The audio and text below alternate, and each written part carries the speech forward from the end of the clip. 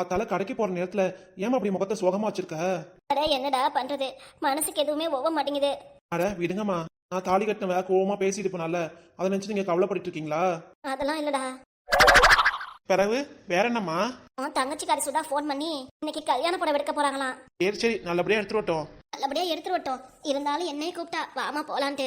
எங்க இவ்வளவு தூரம் தனியா பஸ் ஏறி அவ வீட்டுக்கு போறது? முன்னாடியே சொல்லியிருந்தா காலையில உங்களை பஸ் ஏத்தி விட்டுருப்பேல, நானும் கூடவே வந்திருப்பேல.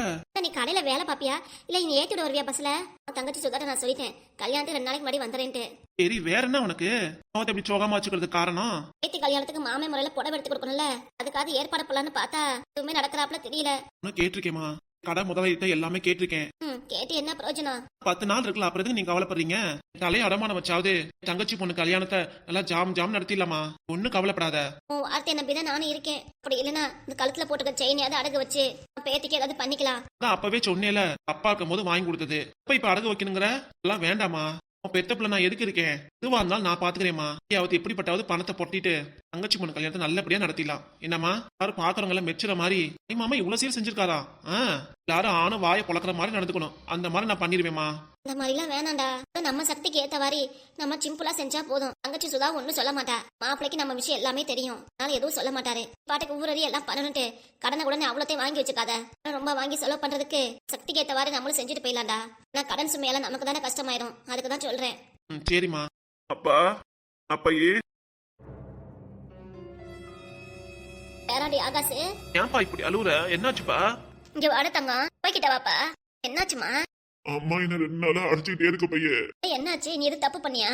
நான் எந்த தப்பு பண்ணல பையே, வேணும்னே உங்க பேரை சொல்லி நீ அடிக்குது. பண்ற தப்பெல்லாம் அவ பண்ணிக்கிட்டு என் பிள்ளை எதுக்கு கை நீட்டி அடிக்கிறா? அப்பா நீங்க வந்து வீட்டுல கேளுங்க ஏன் இப்படி பண்றேன்னு. அதெல்லாம் அந்த வீட்டுல இருக்க முடியலப்பா. அம்மா என்ன ரொம்ப டார்ச்சர் பண்ணுது. டேய் மவனே, நீ பெத்தது ஒரு பிள்ளை, என் பேர பிள்ளை இப்படி அழுதுட்டு வந்துட்டு இருக்கா. என்ன தாண்டா ஆச்சு உன் பொண்டாட்டிக்கு இப்படி அடிக்கிறா? அவன என்ன பிள்ளை இவன் என்ன தப்பு பண்ணுனா? இவளெல்லாம் சும்மா விடக்கூடாதுமா. என்ன இதுன்னு ஒரு 8 போய் கேட்டுட்டு வந்துருவோம். என்னத்தடா போய் கேட்கறது உன் பொண்டாட்டி கிட்ட? சொன்னாலும் நம்மளதான் ஏத்து பேசுவாவ. இப்படி பண்ணன்னு சொன்னா காது கொடுத்து கேட்டா பரவாயில்ல, அவ அப்படி கிடையாதே. என்னால வீட்டுல இருக்க முடியலப்பா. அங்க வரலன்னா நான் அம்மா கிட்ட போகவே மாட்டேன், இங்கதான் இருப்பேன். ஏதா பாடாப்படுத்தி வீட்டை விட்டு துரத்தி விட்டானா என் பிள்ளையும் நிம்மதியா இருக்க விட மாட்டா போல இருக்கு. ஏன்னா சொல்ற மாதிரி பணத்துக்காக கூட உன் பிள்ளை அடிக்கலாட்டா. நாளைக்கு முன்னாடி வீட்டுல வந்து பணம் கேட்டால வேணும்ட்டு. நான் என்னமா பண்ணுவேன்? ஆனா எங்கடா பணம் வாங்குறது லோலாய் அடிக்கிறேன். அவ வேற எனக்கு கஷ்டத்தை கொடுக்கறாளே. அப்பா வீட்டுக்கு வாங்கப்பா, வந்து என்னன்னு கேளுங்கப்பா, எனக்காக வாங்கப்பா ப்ளீஸ். சரிப்பா நான் வரேன். வேறாண்டி ஆகாசு, பையே சாப்பிட்டியாப்பா? மாறி மாறி வளர்ந்துகிட்டு என் பேர பிள்ளைக்கு என்ன சாப்பாடு போடாம கூட இருக்கா. இவெல்லாம் என்ன பொம்பளையோ தெரியல, இருந்து கட்டிட்டு வந்தோம்ட்டு இந்த பிள்ளை எந்த அடி அடிப்பா? கை காலம் ரொம்ப வலிக்குது எனக்கு. சேடா தங்க, நீ வீட்டுக்கே போகாத, இங்கதான் வருவா. கேடு கட்டவன் இங்கதான் வந்தாகணும். வந்ததுக்கு அப்புறம் நம்ம எதுவும் பேசிக்கலாம் சரியா? அம்மாச்சி குடியாரு, அங்கெல்லாம் போவேனா? சரி பையே. ஆனா கடைக்கு போனதுக்கு அப்புறம் வந்துட்டானா என்னமா பண்றது? இருக்கும் போதே உங்களை ரொம்ப திட்டுவா.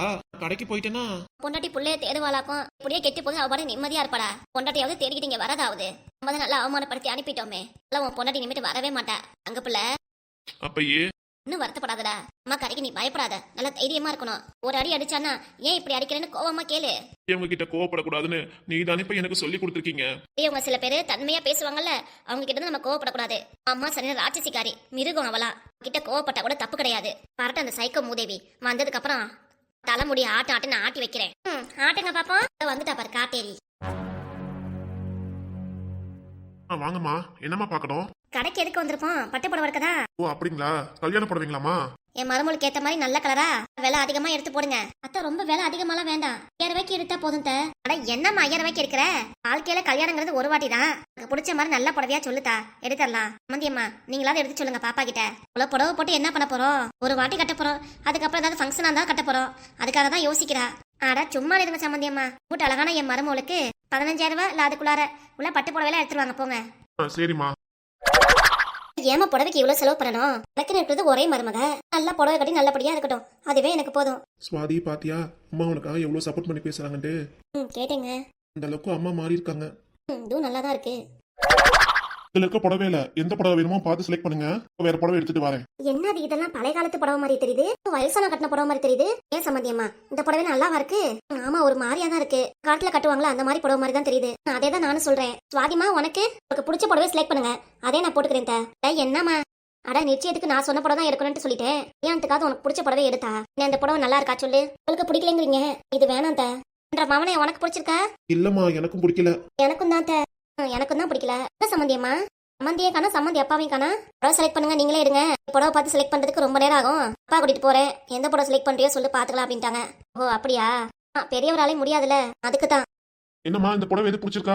எந்த மாதிரி புடவை எடுத்து வந்திருக்கீங்க நீங்க? ஒரு 15,000 புடவை எடுக்க சொன்னா என்னமோ 2,000 3,000 எடுத்து வந்திருக்க மாதிரி தெரியுது. ஏம்மா இதெல்லாம் சுத்தமான காஞ்சி பட்டுமா. இது ஒரு புடவையும் 12,000 ரூபாய். அதுவும் சுத்தமான பட்டுல நெஞ்சு புடவை. எனக்கு பிடிக்கலப்பா. எனக்கும் பிடிக்கல, என் மருமகளுக்கும் பிடிக்கல. உங்களுக்கு எல்லாம் எங்கம்மா டேஸ்ட் தெரியுது? எல்லாம் அந்த காலத்து மாடல் மாதிரி இருக்குன்னு எடுக்க மாட்டேங்கிறீங்க. இங்க வரவங்களா இந்த மாதிரி புடவை எல்லாம் எடுக்கிறாங்க. எங்களுக்கு பிடிக்கல, அவ்வளவுதான். இந்த விலை கூட உள்ள புடவை எடுத்துருவாங்க போங்க. சரிங்க. கல்யாண புடவை எடுக்க வந்திருக்கோமே கடைக்கு. ஜூஸ் காப்பி எதுவும் ஒண்ணு கொடுக்கல பாத்தீங்களா? ஒரு கடையில கொடுப்பாங்க, ஒவ்வொரு கடையில தர மாட்டாங்க. இங்க கொடுப்பாங்களே, பாப்போம் என்னன்ட்டு. புடவை எடுக்கிற வேலையை பார்த்து கொடுப்பாங்க உங்களுக்கு, காப்பி டீக்கும். இப்படி ஒரு கடை இருந்தா நல்லா விளங்கிடும். சுவாதி, என்னங்க? கடையில உள்ளவங்க தான் திட்டிட்டு இருக்காங்க, நீ எதுவும் நினைச்சுக்காத. சரிங்க, எனக்கு புரியுது. என்ன மாமா குசு குசுன்ட்டு? சும்மா பேசிட்டு இருக்கேன் தான். சரி, வாயை முடிட்டு அமைதியா இருங்க 2 பேரும். புடவை எடுக்கிற வரைக்கும், அதுக்கப்புறம் என்ன வேணா பேசிக்கோங்க. ஓ இது வேற இருக்கா? புடவை எடுக்கிற வரைக்கும் யாரும் எதுவும் பேசக்கூடாதோ? எனக்கு செம்ம கோவம் வந்துடும். அப்புறம் கடையில வச்சு உங்களுக்கு திட்டி போடுவாமா, பாத்துக்கோங்க. அப்பா நான் வாயை முடிக்கிறேன்ப்பா, எதுவும் பேசல. நான் சொல்றதை கேட்டு வாயை மூடிட்டு அமைதியா இருக்கணும். நல்லா மாட்டிக்கிட்டீங்க மாமா எங்க அக்கா கிட்ட. உனக்கு அது புரியுதேம்மா.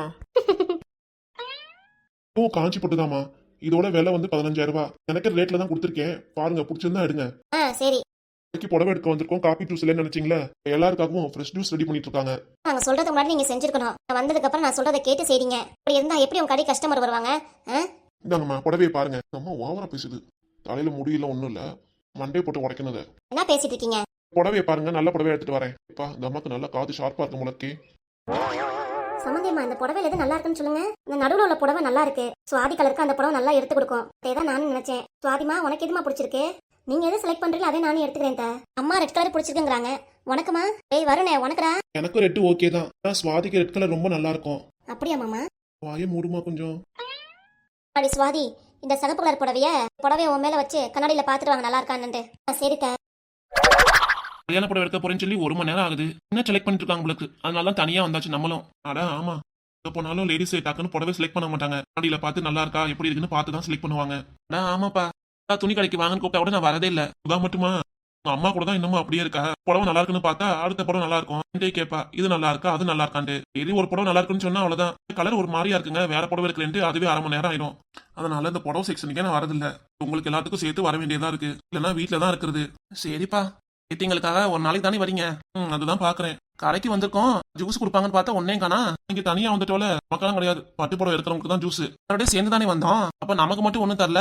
அங்க போய் கேட்டா தருவாங்க. சரி வாங்கப்பா, ஜூஸ் ஆது கேட்போம். தண்ணி தாங்கடிக்குது. உங்களுக்குப்பா? எனக்கும் தாண்டா. சரி வாங்கப்பா, தண்ணி இருந்தா அப்படியே குடிச்சுக்க வேண்டியதான், இல்லைன்னா ஜூஸே குடிச்சுக்கலாம். சரிடா. கல்யாண புடவை எடுக்கிறதுக்கு செலவெல்லாம் யார் பாக்குறது? அவளை நம்மளே பாத்துக்கலாம்ப்பா. பிள்ளையும் செலவு வைக்க கூடாதுப்பா. கடனை வாங்கி தான் அப்புறம் செலவு பண்ணிட்டு இருக்கணும். ஆமாண்டா, நீ சொல்ற மாதிரி நீயே பார்த்து காசு எடுத்து கொடு. அதான்ப்பா, சேர்த்து நானும் பணம் எடுத்து வந்திருக்கேன். அதனால எந்த புடவை பிடிக்கதோ எடுக்கட்டும். அதுக்குரிய பணத்தை நானும் கொடுத்துறேன். மாப்பிளைக்கு ட்ரெஸ் நம்ம எடுக்கிறதா, அவளே பார்த்து கொடுத்துட வேண்டியதான். உங்களுக்கு, அம்மாக்கு, அண்ணனுக்கு, அன்னைக்கு, அச்சனுக்கு, தங்கச்சிக்கு, தங்கச்சி பிள்ளைங்களுக்கு எல்லாருக்கும் இருக்கணும்ப்பா. யாருக்கு இருக்கணும்னா சாயந்தரம் ஆயிரம் சொல்லிடு. அதான் ஆமாப்பா, நீ சாயந்தரம் ஆயிரும். இப்ப கடையில நீ இல்லாம இல்ல வியாபாரம் ரொம்ப இல்லப்பா. இப்பெல்லாம் மல்லிகை கடன் நிறைய வந்துருச்சு. அதனால நம்ம கடைக்கு வியாபாரம் கம்மியா தான் வருது. ஓஹோ, அதனால கடை பையனை வச்சுட்டு வந்திருக்கேன்ப்பா. எதுவா இருந்தாலும் பாத்துக்குவான். சரவணன் தானே? ஆமாப்பா, சரவணன் தான் இருக்கான். அவன் நல்லா பொறுப்பா வந்து நல்லபடியா பாத்துக்குவான். அப்ப நானும் வந்துட்டேன். எனக்கு, உங்களுக்கு, அண்ணனுக்கு, பரத்துக்கு எல்லாருக்கும் எடுக்கலாமாப்பா நம்ம? ஏண்டா மாப்பிளைக்கு ட்ரெஸ் எடுக்கணும்ல, அப்படி இருக்கும்போது சேர்த்து எடுத்துலாம். நீ ஆயிருப்பா, இப்பவே 1 மணி நேரம் ஆயிடுச்சு.